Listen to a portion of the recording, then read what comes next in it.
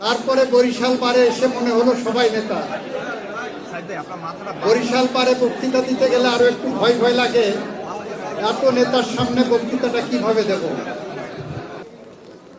আসলে এখানে বসে বসে কথা শুনছিলাম, বক্তৃতা শুনছিলাম। জীবনানন্দ দাশের বরিশালে বেড়াতে এসে মনে হচ্ছে জীবনানন্দ দাশ যেমন বলেছিলেন, মানুষের ব্যথা আমি পেয়ে গেছি পৃথিবীর পথে এসে।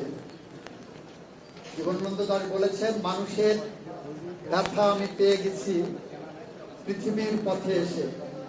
তার কণ্ঠে কণ্ঠ মিলিয়ে বলতে পারি, আইনজীবীদের ব্যথা আমি পেয়ে গেছি বরিশাল পারে এসে। আপনারা যারা আইনজীবী আছেন অনেক দাবি তুলেছেন।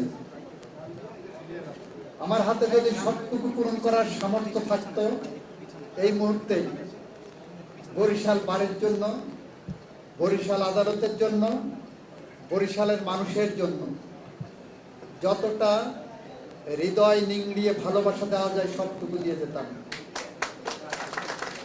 কিন্তু ভালোবাসার তো একটা সীমাবদ্ধতা আছে, আমাদের সরকারেরও সীমাবদ্ধতা আছে।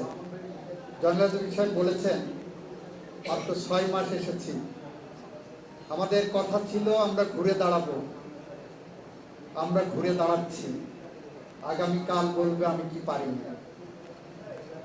আপনাদের বরিশালে আসার আগে এই ভবন নির্মাণের কথা আমার কানে আছে, আমার মনে আছে, আমার হৃদয়ে আছে।